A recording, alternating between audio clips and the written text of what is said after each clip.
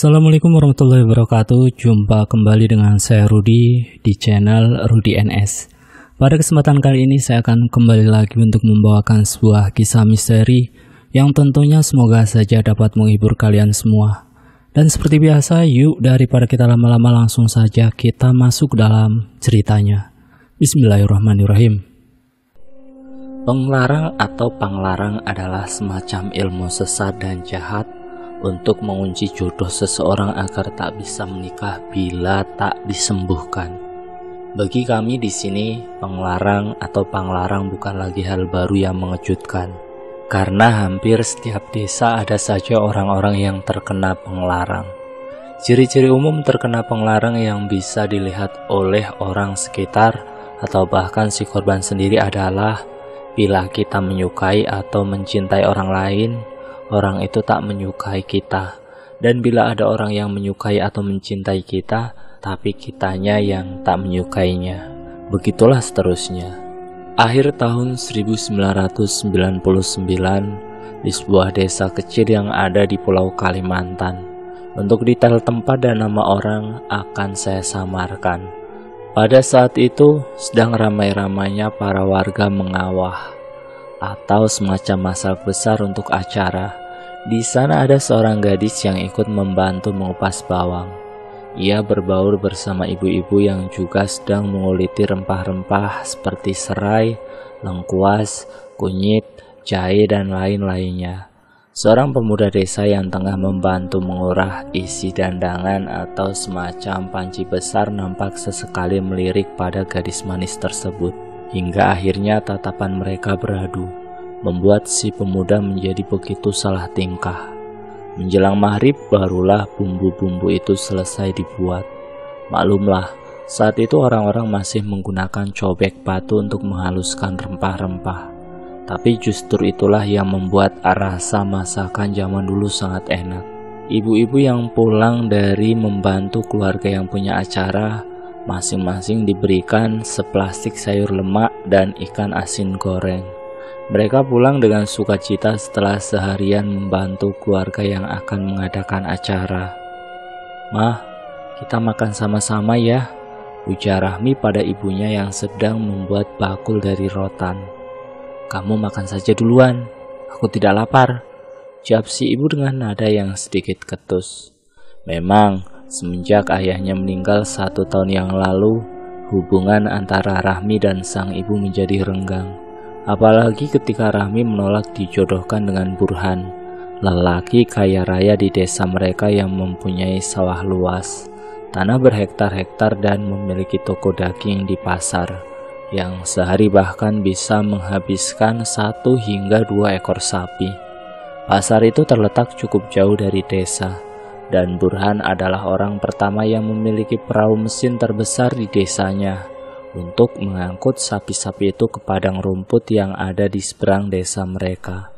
Namun dengan mudahnya Rahmi menolak pinangan laki-laki kaya itu dengan alasan bahwa ia tidak ingin dimadu. Rahmi masih ingat jelas perkataan ibunya waktu itu. "Lebih baik kau dimadu tapi berkelimang harta dibanding jadi istri satu-satunya tapi miskin melarat 7 turunan. Kelak kau akan menyesali keputusanmu itu, Rahmi," ujar ibunya dengan suara yang bergetar menahan amarah yang hampir saja meledak dan tak terbendung. Beralih pada masa sekarang, Rahmi menghela nafas panjang. Ia sudah tak kaget lagi mendengar jawaban dari sang ibu. "Ya sudah, kalau begitu nanti mama makan ya. Ini sayur dan lauknya Rahmi taruh di atas meja." Gadis manis dengan kulit putih kuning dan rambut ikal mayang tersebut berjalan menuju kamarnya yang sudah tak memiliki pintu, dan hanya dipasang bekas karung sebagai pengganti pintu yang sudah rusak. Namun isi kamarnya nampak bersih dan rapi. Beberapa tapih bermotif bunga-bunga nampak terlipat rapi di dalam lemari yang juga tak lagi berpintu. Dan di sana juga ada mesin jahit peninggalan ayahnya yang sering ia gunakan untuk menjahit kain menjadikannya sebuah pakaian. Malam itu sunyi, hening, orang-orang yang biasa ada berlalu lalang di jalan, malam itu tak kelihatan sama sekali. Rahmi melangkah menaiki tangga jamban. Ia rupanya baru saja selesai mandi dan masih mengenakan tapis sebatas dada. Saat ia berjalan melewati barisan pohon kelapa di pinggiran sungai, terlihat ada seorang yang berdiri di tengah kegelapan. Rahmi terperanjat. Hampir saja gayung tempat sabun yang ia bawa terjatuh andai Rahmi tak segera menahannya. Maaf, aku sudah mengagetkanmu," ucap orang tersebut perlahan-lahan mulai berjalan ke arah Rahmi berdiri. Kau benar-benar mengagetkanku," ucap Rahmi ketika pemuda itu mendekatinya. "Maaf, sebenarnya aku sudah dari tadi ingin berbicara denganmu," ujar si pemuda yang masih menatap lekat pada Rahmi. Tatapannya begitu tajam seakan menusuk sampai ke dalam, membuat Rahmi sedikit kikuk dan lebih memilih untuk mundur beberapa langkah. "Perkenalkan, namaku Ados. Aku keponakannya Pak Zaidi. Pak Zaidi adalah orang yang akan membuat acara itu. Aku dari desa yang lumayan jauh dari sini," ujar pemuda tersebut seraya membungkukkan tubuhnya. "Lalu kau di sini mau apa? Mau mandi? Tapi bukannya Pak Zaidi juga punya jamban? Begini, sebenarnya aku kemari karena ingin berkenalan denganmu. Maksudku ingin berteman denganmu. Bisakah? Maksudku bolehkah?" ujar pemuda yang mengaku bernama Ados itu salah tingkah. "Ya, tapi tidak malam-malam seperti ini kan? Apalagi sekarang kau menungguku di saat aku baru selesai mandi. Rasanya aneh saja kalau hanya ingin berteman sampai melakukan hal seperti ini," ujar Rahmi lalu berjalan pelan meninggalkan Ados. Namun pemuda itu tak pantang menyerah. Ia malah terus mengikuti Rahmi tanpa mengeluarkan sepatah kata pun. "Kau ini kenapa? Kalau sampai dilihat orang kau mengikutiku begini, aku yang akan kena gibah. Kau paham kan?" bentak Rahmi. "Aku hanya ingin berteman denganmu. Kan tadi aku sudah bilang, iya, apa kau tuli? Tapi kau kan belum memperkenalkan namamu padaku." "Rahmi, namaku Rahmi. Sekarang kau sudah tahu kan? Nah, kalau begitu, lekas pergi dari sini." "Baiklah Rahmi, aku harap besok bisa bertemu denganmu lagi," ujar Ados tersenyum. "Dasar aneh," gumam Rahmi seraya melangkah pergi setelah Ados meninggalkannya. Suasana malam remang-remang disinari cahaya bulan yang sudah hampir sempurna. Kerit, suara pintu kayu yang sudah berlubang dimakan rayap itu berderit saat dibuka. Bungkusan nasi di atas meja masih terlihat rapi. Sepertinya sang ibu belum juga mau memakan makanan yang Rahmi bawa tadi. Rahmi mengangkat lampu pelita yang ada di atas meja dan kemudian membawanya ke dalam kamar. Saat ia sedang mencari-cari pakaiannya, ia mendengar suara ketukan dari jendela yang mengarah ke halaman samping rumah yang dipenuhi dengan kurungan ayam milik si ibu. Rahmi perlahan mulai membuka palang kayu di jendelanya, karena di luar jendela seperti ada suara gesekan-gesekan. Semula Rahmi mengira suara itu merupakan ulah dari pemuda aneh yang ia temui tadi. Namun nyatanya ketika pintu terbuka, berdiri sosok berbalut kain putih lusuh yang di bagian hidungnya masih lagi menempel kapas. "Ya, itu pocong. Jendela itu ia tutup dengan keras, membuat ibunya kembali menegurnya dengan nada yang ketus. "Kenapa lagi tuh, Mi?" suara ibunya dari kamar sebelah. Rumah mereka memang tak terlalu besar, hanya berukuran 5 kali 7 meter. Rahmi tak menjawab, jantungnya masih berdetak tak karuan. Suara-suara yang sama masih terdengar di luar. Kali ini diikuti suara seperti robekan kain. Dengan tangan yang gemetar ia berusaha untuk mengunci jendelanya kembali. Pagi harinya, Rahmi sudah berada di rumah Pak Zaidi untuk bantu-bantu. Ibu-ibu yang sedang menggoreng bawang tersebut rupanya sedang asik-asik hibah. Mereka membicarakan tentang anak si tuan rumah, yaitu Pak Zaidi yang konon katanya diketahui sudah hamil duluan sebelum menikah. Dan saat sedang asik-asik hibah, istri Pak Zaidi muncul dari dalam rumah. Sontak saja ibu-ibu tersebut secara spontan langsung mengalihkan pembicaraan. Itu kambingnya sudah dipotong-potong belum? Ujar ibu-ibu itu menunjuk ke arah dandangan yang digunakan untuk menaruh daging kambing. Sudah kok, jawab yang lainnya juga nampak gugup. Rahmi, iya bu, jawab Rahmi ketika istri Pak Zaidi memanggilnya. Sini, ikut saya sebentar. Rahmi perlahan berdiri. Ia menyapu-nyapu tangannya pada tapi yang ia kenakan sebelum menghampiri Bu Inun. Rupanya wanita itu membawa Rahmi untuk masuk dalam rumah menemui Ados yang duduk diapit oleh orang tuanya. Saat ia disuruh duduk, Rahmi memang sudah tak enak hati. Ada apa bu? Tanya Rahmi sedikit terbata. Sebentar ya, ucap Bu Inun seraya berjalan ke arah ruang dapur miliknya. Dan dari sana keluarlah ibunya Rahmi. Dengan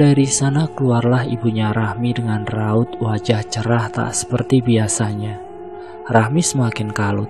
Ia seakan-akan sudah tahu maksud dan tujuan orang-orang itu. Setelah mengobrol ngalor ngidul lumayan lama, akhirnya ayah dari Ados mulai menyatakan maksudnya. Zaman dulu di sini memang kalau sudah suka langsung lamar dan menikah. Hanya sedikit saja yang mengenal kata pacaran. Saya tidak mau menikah, jawab Rahmi yang membuat ibunya seketika melotot. Apalagi alasanmu? Hah? Ados ini bujang, bekerja keras dan yang pasti dia sangat sayang padamu. Bentak ibunya tak dapat menahan amarahnya yang meluap-luap setelah mendengar jawaban dari Rahmi. Tapi saya nggak suka dijodoh-jodohkan mah. Saya akan menikah hanya dengan orang yang saya sukai. Laki-laki seperti apa lagi yang kau cari? Hah? Yang beristri, yang duda, dan sekarang yang bujang mau melamarmu, kau masih saja menolak. Apakah kau mencari laki-laki yang seperti Pujung? Mama tak akan mengerti mah. Saya hanya tak ingin menikah untuk saat ini. Jelas saja aku tak mengerti pemikiranmu itu, saut ibunya dengan geram. Tiba-tiba Rahmi mulai merasakan sakit di kepalanya. Rasa sakit yang sama ketika duda tempo hari itu melamarnya. Rahmi mulai memegangi kepalanya. Hingga saat ia akan beranjak, tubuhnya ambruk di hadapan semua orang yang berada di rumah tersebut. Ibunya hanya melirik sekilas, lalu hendak keluar meninggalkan Rahmi. Wajah Ados sangat terlihat cemas. Ia berusaha menyadarkan Rahmi. Ujung-ujung jari gadis itu juga terasa sangat dingin sekali.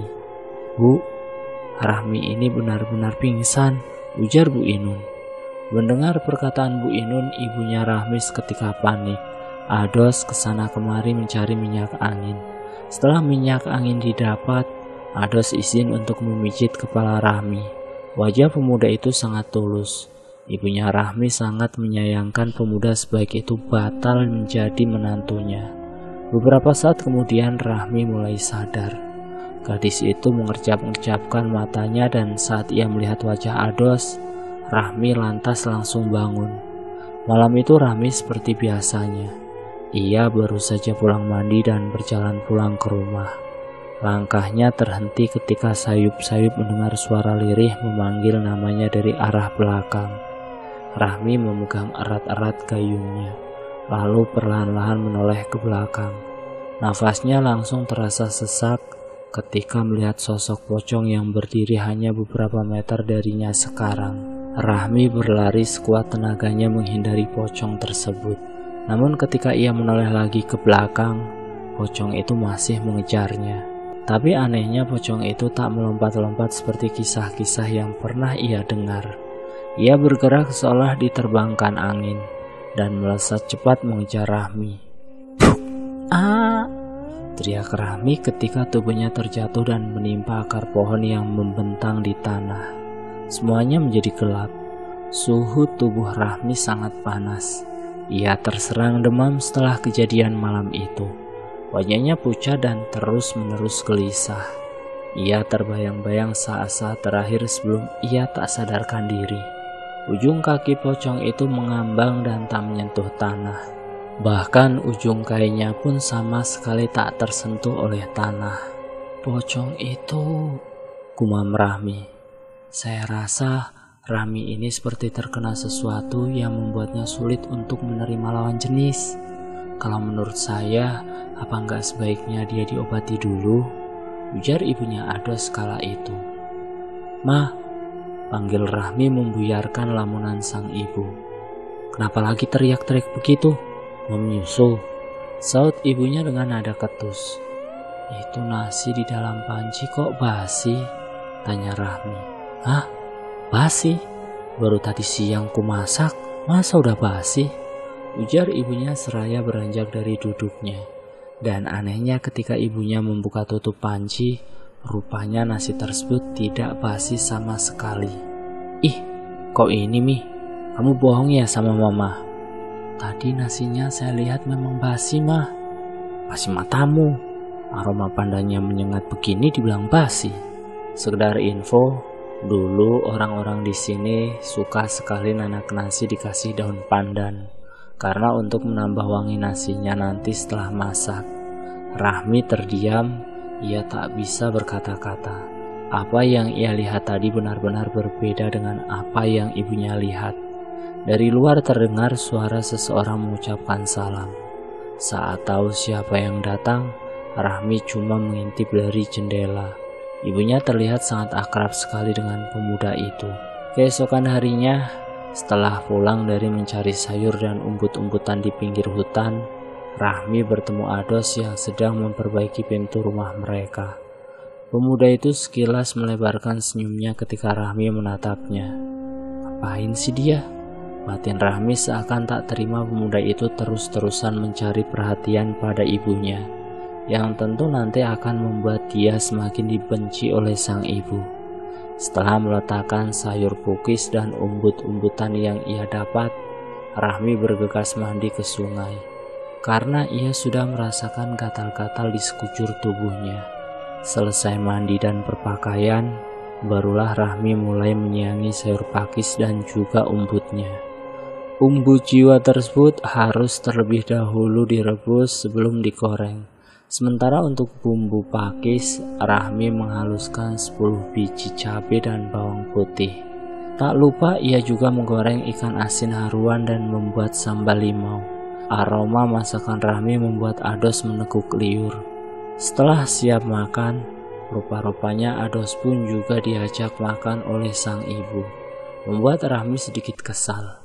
Namun karena perutnya yang terasa lapar, akhirnya mereka pun makan bertiga dengan sangat lahap. Tak henti-hentinya Ados menguji rasa masakan Rahmi, tapi gadis manis itu cuma diam dan malah memasang muka yang tak suka. Malam itu ibunya Rahmi tidak ada di rumah. Entah kemana beliau pergi, sama sekali tak memberitahu Rahmi.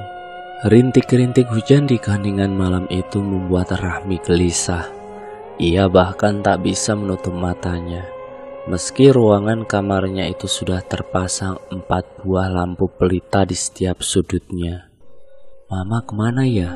Kenapa belum pulang juga sih?" gumamnya gelisah dan hampir menangis. Krik. Suara derit pintu terbuka dan suara langkah kaki terdengar mondar-mandir di luar kamar, membuat Rahmi semakin was-was. Apa mungkin itu ibunya? Tapi kenapa langkahnya seperti itu? Suara itu sangat keras dan mengagetkan Rahmi. Mirip seperti ketukan, namun dengan perasaan campur aduk, perlahan-lahan Rahmi memberanikan diri untuk mengintip dari celah lubang yang berada di samping jendela. Rahmi melihat sosok putih itu sedang menghantam-hantamkan kepalanya ke jendela kamar Rahmi. Seketika detak jantung Rahmi berpacu dengan cepat. Ia menutup wajahnya dengan selimut. Rahmi menangis ketakutan. Untuk bersuara saja ia sudah tak mampu. Dan saat-saat seperti itu ia hanya bisa berharap kalau ibunya cepat pulang. Sementara suara di luar jendela dan di depan pintu kamarnya semakin menjadi-jadi. "Rahmi, Rahmi." Suara parau dan lirih memanggil-manggil namanya berulang-ulang kali. Rahmi semakin ketakutan. Ia meremas selimutnya dengan sangat kuat, seakan tak ingin kalau selimut itu terlepas dan terbuka dari wajahnya. Suara mirip pintu yang dibanting dengan sangat keras membuat tubuh Rahmi terjingkrak karena efek kaget. Lalu setelah itu hening. Sementara di tempat lain, ibunya Rahmi rupanya saat itu sedang berada di sebuah rumah lelaki tua dengan telinga yang cukup panjang, tidak seperti telinga orang pada umumnya. Lelaki itu mengisyaratkan pada laki-laki yang lebih muda untuk mendekat, lalu kemudian mereka berdua bicara dalam bahasa daerah yang tak dimengerti oleh ibunya Rahmi dan orang tua Ados. Anak ibu terkena penglarang, tapi bukan penglarang seperti yang kita tahu. Ini lebih berbahaya dan sangat sulit disembuhkan, Bu, ujar lelaki tersebut menerjemahkan bahasa daerah mereka ke bahasa ibunya Rahmi. Mendengar hal itu, ibunya Rahmi seketika menutup mulut dengan kedua telapak tangannya. Matanya mulai berkaca-kaca. Ibunya Ados segera menenangkan. Lalu, apa ada cara untuk menghilangkan penglarang itu? Tanya ayah Ados. Sesaat kemudian laki-laki tua itu dan si lelaki muda mulai berbicara lagi. Kali ini mereka berdua sepertinya sedang berdebat. Itu bisa diketahui dari intonasinya. Maaf sebelumnya, kata ayah saya, bisa saja disembuhkan, tapi resikonya besar dan tingkat kegagalannya pun sangat tinggi, ujar si laki-laki muda. Apa resikonya? Nyawa. Ayah Ados menatap kepada istrinya dan ibunya Rahmi secara bergantian. Nyawa siapa? Tanya ibunya Rahmi kemudian. Anak ibu, karena ini bukan sembarang penglarang dan sangat sulit untuk disembuhkan, ucap si lelaki muda kembali mengulang kata-katanya. Ya Tuhan, separah itukah? Gumam ayah Ados. Lalu bagaimana baiknya? Tanya ibu Ados pada ibunya Rahmi yang masih sangat syok. Aku tak bisa membuat keputusan sekarang. Biarkan aku berpikir dulu, karena ini menyangkut nyawa anakku, ucapnya bergetar. Saat di perjalanan pulang, ibunya Rahmi terus memikirkan bagaimana sikapnya selama ini pada anak gadisnya itu. Maafkan mamamu ini Rahmi, isaknya. Wanita setengah baya tersebut berjalan dengan tergesa di tengah malam yang sunyi. Hanya suara jangkrik dan kodok yang masih terdengar saling bersaut-sautan satu sama lainnya. Tanah di sekitar jalanan terasa becek karena diguyur hujan, dan rintik-rintik air hujan yang tadinya singgah di dedaunan mulai terusir ke tanah. Saat sampai di rumahnya, ibunya Rahmi lantas langsung masuk dalam kamar anak gadisnya itu, dan terlihat Rahmi sedang berbaring dengan tubuh yang terbungkus selimut. Rahmi? Perlahan-lahan Rahmi membuka matanya. Ia kaget bercampur senang ketika sang ibu memeluknya untuk pertama kali setelah sekian lama tak saling berbaikan. Mama kenapa? Mama minta maaf Rahmi, Mama sudah banyak salah kepadamu, ucap ibunya terisak. Mama tak pernah salah sama saya kok. Saya memang pantas diperlakukan seperti itu karena saya anak durhaka, selalu membantah perkataan orang tua, tak pernah menurut, kata Rahmi dengan suara yang serak. Nanti kita berobat ya.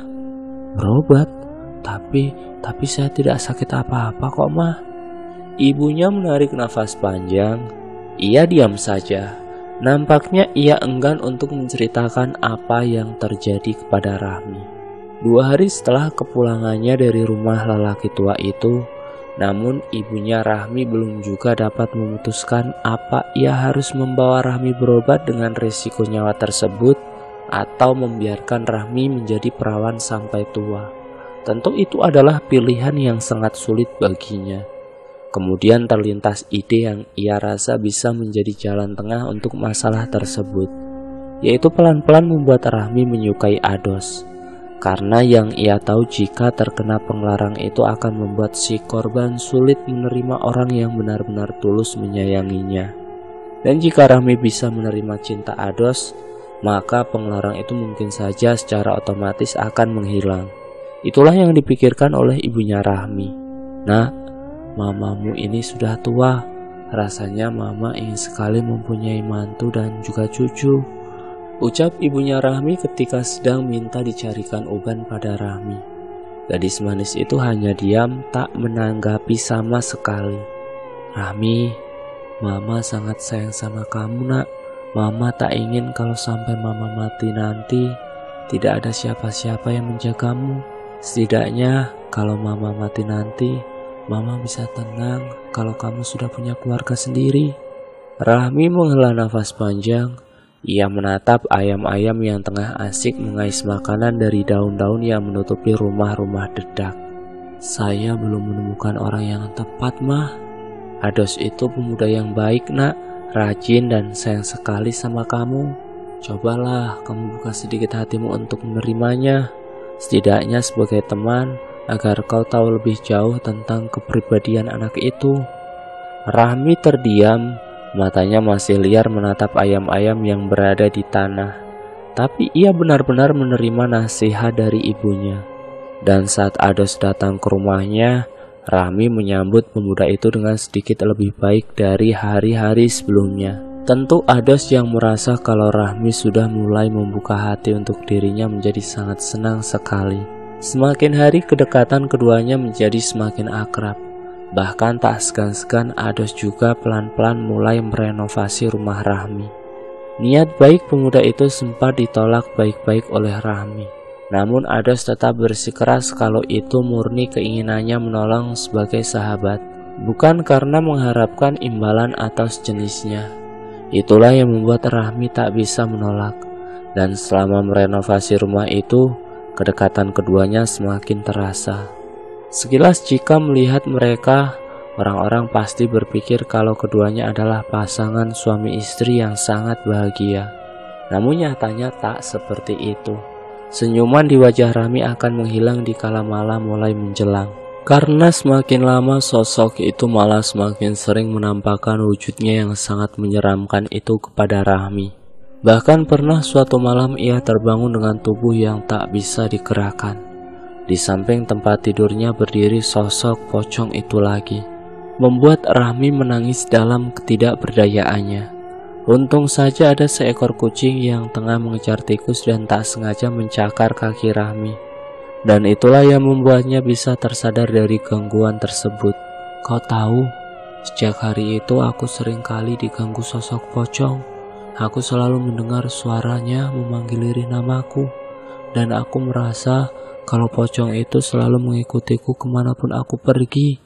Cerita Rahmi pada Ados yang duduk di atas potongan kayu api yang sudah dijemur. Kau percaya tidak kalau seseorang yang sangat menginginkan kita, tapi kita menolaknya, dia akan dendam, bahkan bisa mengunci jodoh kita, dan itu disebut penglarang. Maksudmu? Tanya Rahmi tak mengerti. Intinya, aku rasa ada yang dendam padamu dan mengunci jodohmu agar kau menjadi perawan tua. Memang iya, tapi aku tak terlalu yakin dengan hal itu, karena aku merasa aku baik-baik saja. Hanya saja aku memang belum lagi menemukan jodoh yang sesuai untukku, jawab Rahmi. Ados menghela nafas panjang. Tangannya meraih bulu ayam yang terbang tertiup angin. Lalu kau rasa pocong itu kenapa bisa sampai mengganggumu seperti itu? Tanya Ados kemudian. Rahmi terdiam. Ia memikirkan sebab pocong tersebut terus mengganggunya. Mungkin karena aku menginjak kuburannya, atau bisa juga karena aku melakukan sesuatu yang buruk tanpa sadar, lalu memancing kemarahannya padaku, jawab Rahmi. Ados menggeleng sambil tersenyum. Mereka tak akan semudah itu mengganggu kita kalau nggak ada apa-apanya. Lalu menurutmu, kenapa aku selalu diganggu? Itu karena... Belum selesai Ados menjawab pertanyaan dari Rahmi, ia tiba-tiba saja merasakan sakit yang teramat sangat di bagian kepalanya. Hidungnya yang mancung mulai mengeluarkan darah segar, membuat Rahmi langsung panik dan berteriak memanggil ibunya. Mengira Ados hanya mengalami mimisan biasa, ibunya Rahmi lantas memasukkan daun sirih di hidung Ados untuk menghentikan darah yang terus menetes keluar. Namun sampai hampir setengah jam darah di hidung Ados masih terus menetes, hingga membuat pemuda itu menjadi lemas dan pucat. Beberapa orang warga yang lewat dimintai tolong oleh ibunya Rahmi untuk membantu mengangkat tubuh Ados dan membawanya ke rumah Pak Zaidi. Pak Zaidi dan Bu Inun kelihatan sangat panik sekali kala itu. Mereka yang termasuk orang berada itu pun langsung membawa Ados pulang ke desanya dengan menaiki perahu motor. Dan Rahmi pun ikut serta mengantar pemuda tersebut. Sesampainya di rumah Ados, orang tuanya langsung membawanya ke rumah si lelaki tua bertelinga panjang. Di rumah itu Ados dibaringkan di atas kain hitam dan tubuhnya diperai dengan limau nipis. Bagian hidung yang berdarah disedot oleh si lelaki tua sampai sebuah benda keluar dari dalam hidung Ados. Benda itu mirip tanah, namun nampak hidup. Dan setelah dibacakan mantra-mantra, benda itu seketika berubah menjadi robekan kain kaci. Suaminya marah, ujar si laki-laki muda menerjemahkan bahasa si lelaki tua. Suami? Suami siapa? Tanya ibunya Ados. Si lelaki muda kembali berbicara dalam bahasa daerah mereka dengan si lelaki tua yang merupakan ayahnya tersebut. Suami dari perempuan itu. Tunjuk si lelaki muda ke arah Rahmi yang seketika menjadi perhatian kedua orang tua Ados. Rahmi yang bingung campur kaget setelah mendengar perkataan si lelaki muda langsung membantah. Maksudmu suami siapa? Jangan sembarangan menuduh. Aku saja belum pernah menikah. Secara nyata kau memang belum menikah, tapi secara gaib kau sudah mempunyai suami. Dialah yang selalu mengikutimu kemanapun kau pergi. Apa kau tak menyadarinya? Rahmi terdiam. Ia mengerjap-ngerjapkan matanya. Ia masih belum mengerti perkataan si lelaki tersebut. Singkatnya saja seperti ini. Kau itu terkena pengelarang kawin mayit. Kau sudah dinikahkan oleh seseorang dengan mayit. Seseorang yang menyimpan dendam padamu. Dan sejak saat itu dimulai, kau tak bisa bila disukai ataupun menyukai seseorang. Kalaupun ada yang memaksa menyukai atau kau sukai orang itu akan diganggu oleh suamimu. Dan mungkin saja selama ini kau sudah pernah melihat wujud dari suamimu itu kan? Sosok berbalut kain putih atau yang biasa disebut pocong. Rahmi tertegun seakan tak percaya. Tapi bila ia pikir-pikir lagi perkataan orang itu memang benar adanya. Selama ini bila ada yang ingin melamarnya, pasti ia akan melihat penampakan pocong yang menyeramkan. Percakapan mereka terpotong karena si lelaki tua mulai membacakan sebuah doa dalam bahasa yang tak mudah dipahami. Tapi alunan doa itu mirip seperti nyanyian. Perlahan-lahan Rahmi merasakan seluruh tubuhnya merinding. Hawa dingin menyergap tubuhnya. Ketika si lelaki tua berkali-kali membunyikan gelang gemerincing di atas tubuh Ados yang masih terbaring. Sebuah jeruk nipis segar diputar-putarkan di atas dahi Ados, dan itu dilakukan berkali-kali. 7 buah limau nipis itu dibelah oleh si lelaki muda. Dan anehnya isi jeruk nipis yang tadinya segar kini menjadi layu dan berbau busuk, membuat orang-orang yang berada di sana terperangah. Tiba-tiba ada angin yang sangat kencang menghantam pintu dan jendela rumah tersebut, membuat si lelaki tua nampak geram. Ia berdiri dan mengambil sebiji telur ayam kampung. Telur itu ia dekatkan pada bibirnya. Lalu sambil berjalan ke arah pintu ia membacakan sesuatu pada telur tersebut dan kemudian melemparkannya ke halaman rumah. Dan telur itu meledak seperti petasan. Dan anehnya yang sebelumnya ribut kini seketika menjadi tenang kembali. Rahmi pun melongo setelah melihat fenomena yang tak biasa itu. Ados masih tak sadarkan diri ketika ia dimandikan dengan air rendaman mayang. Namun beberapa jam kemudian pemuda itu mulai perlahan sadar. Wajahnya begitu pucat. Untuk kebaikan dia, biarkanlah sampai sembuh nanti dia di sini. Karena kalau dibawa pulang, saya takut akan terjadi sesuatu yang lebih lagi daripada ini. Karena suami dari perempuan itu sudah tahu kalau istrinya juga sudah mulai timbul rasa terhadap laki-laki ini. Ujar si laki-laki muda. Bisakah kau jangan sebut suami atau istri? Aku risih tahu. Maaf, tapi memang begitu. Lalu mau bagaimana lagi? Ujar si lelaki muda. Akan tetapi ia akhirnya menunduk setelah ditatap tajam oleh si lelaki tua. Laki-laki tua tersebut mulai berbicara dengan nada yang mirip seperti orang bergumam. Ayahku mengatakan, kau mau bagaimana sekarang? Apa pengelarang itu dibiarkan saja atau dihilangkan? Kalau dihilangkan, bisa enggak? Ujar Rahmi. Bisa, tapi risikonya nyawamu kalau kita gagal. Rahmi terdiam lagi. Itu pilihan yang berat baginya. Bila diiyakan lantas bagaimana jika nanti gagal? Maka itu sama halnya bunuh diri.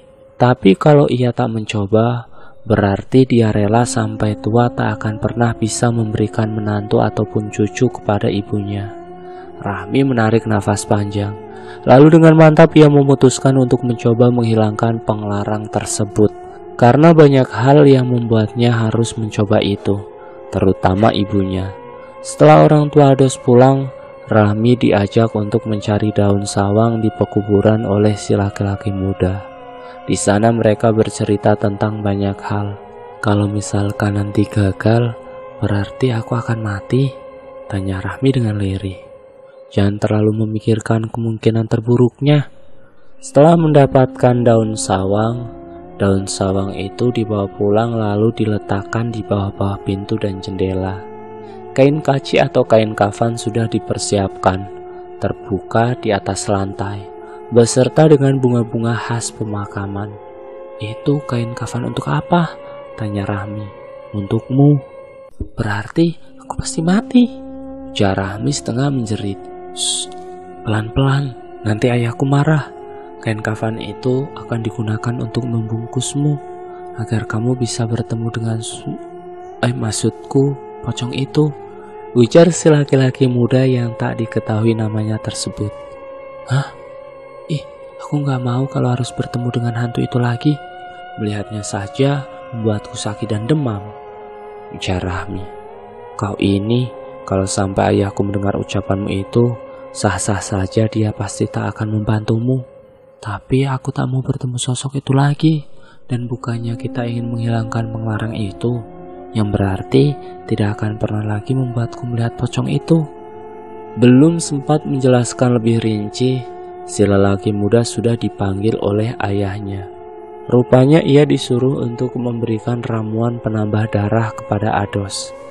Rahmi duduk berselonjor kaki di pelataran rumah yang hanya memiliki lebar 1 meteran tersebut. Matanya jauh menatap ke langit, memikirkan apa yang sedang menimpa dirinya. Kenapa orang begitu tega padaku? Rintih batinnya. Sekitar pukul 9 malam, ibunya Rahmi dan orang tua Ados sudah berada di rumah tersebut sejak 2 jam yang lalu. Sebelum dikafani, Rahmi terlebih dulu dimandikan oleh si lelaki tua. Lalu setelah itu ia diperlakukan layaknya seperti orang meninggal. Dengan dibantu oleh ibunya Ados, Rahmi dipakaikan kain kafan. Rasanya begitu sangat deg-degan bagi Rahmi. Kemudian setelah itu, tubuhnya dioleskan dengan minyak wangi yang berbau sangat aneh. Perlahan-lahan Rahmi mulai merasakan sesuatu yang aneh pada tubuhnya. Ketika si lelaki tua mulai membacakan doa-doa, tubuh Rahmi dari ujung kepala hingga kaki diolesi minyak yang berbau aneh tersebut. Dan setelahnya Rahmi merasakan tubuhnya seperti ditarik dengan sangat kuat. Bangun-bangun ia sudah berada di sebuah perumahan yang sangat mewah. Dan anehnya di setiap rumah itu tertulis nama-nama pemiliknya. Dan Rahmi dibawa oleh seorang laki-laki muda yang sangat tampan ke sebuah rumah yang bertuliskan Ayung. Laki-laki itu sama sekali tak mengeluarkan sepatah kata pun dari mulutnya. Namun Rahmi bisa menangkap raut kesedihan pada wajah laki-laki itu. Lalu saat si lelaki menunjuk ke arah depan, tiba-tiba rumah-rumah mewah tadi seketika berubah menjadi kuburan. Nafas Rahmi turun naik. Ia menjerit sekeras-kerasnya ketika si lelaki tampan di hadapannya berubah menjadi sosok pocong yang menyeramkan. Pocong yang selama ini mengganggunya. Tubuh Rahmi yang masih berada di dalam kain kafan itu bergetar hebat dan membuat si laki-laki muda terkejut setengah panik. Berikan pelepah pisang itu padanya, suruh si lelaki tua. Pelepah pisang berukuran kecil tersebut diletakkan di atas tubuh Rahmi. Lalu si lelaki tua melanjutkan dengan memberikan lagi minyak aneh yang sebelumnya dioleskan ke tubuh Rahmi. Tubuh Rahmi kembali tenang. Sementara ibunya yang duduk di sudut ruangan hanya bisa menangis dan berdoa. Si lelaki tua membisikkan sesuatu di dekat telinga Rahmi, lalu kembali mengolesi tubuh Rahmi dengan minyak yang aneh. Cukup lama setelah itu Rahmi tak juga kunjung siuman, meski sudah beberapa kali dipanggil namanya. Suasana menegang, angin kencang yang menghantam atap rumah tersebut menimbulkan suara yang sangat gaduh. Api perain yang digunakan untuk membakar gaharu tiba-tiba mati begitu saja. Saat pintu rumah terbuka dengan sangat keras, terlihat sosok pocong tengah melayang-layang di depan pintu, membuat si lelaki muda menundukkan kepalanya. Sebuah pelepah pisang diambil oleh si lelaki tua dan beberapa kali dipukulkan ke lantai sampai hancur. Dan anehnya pocong itu akhirnya menghilang. Rahmi batuk setelah diberikan air dari dalam kupak waluh atau dari tempat minum yang terbuat dari labu yang dikeringkan sesudah isi buahnya dikeluarkan. Si lelaki muda bergegas membuka ikatan kain kafan tersebut. Rahmi terlihat lemas dan syok berat. Ia gemetar ketakutan. "Siapa namanya?" ujar si lelaki muda bertanya kepada Rahmi. "Nama siapa?" ujar Rahmi balik bertanya. Si lelaki muda nampak memandang ayahnya. Mereka kembali berbicara dalam bahasa daerah yang tak dimengerti.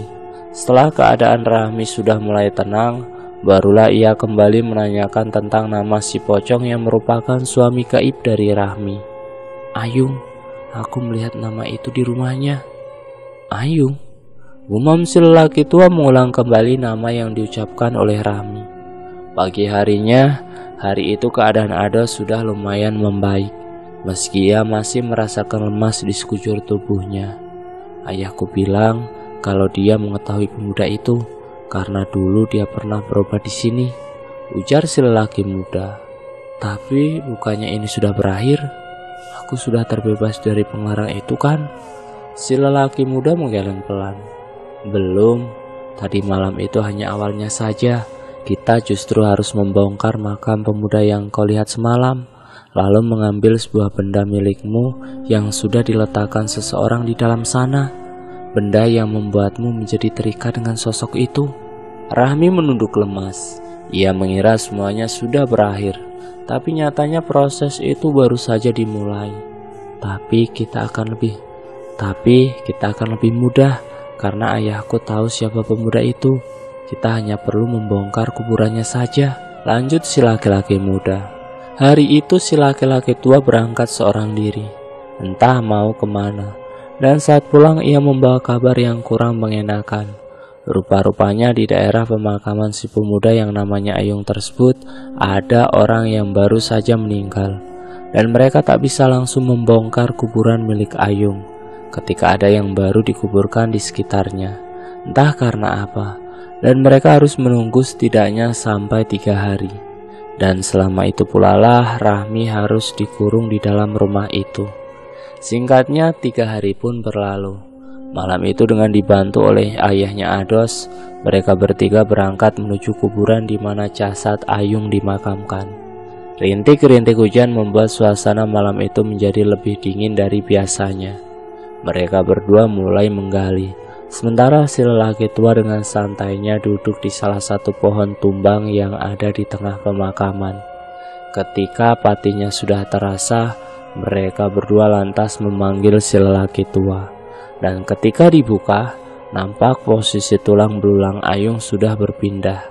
Dan di sampingnya ada sebuah buntalan pocong kecil yang ketika dibuka berisi celana dalam, rambu dan juga gambar yang merupakan milik Rahmi.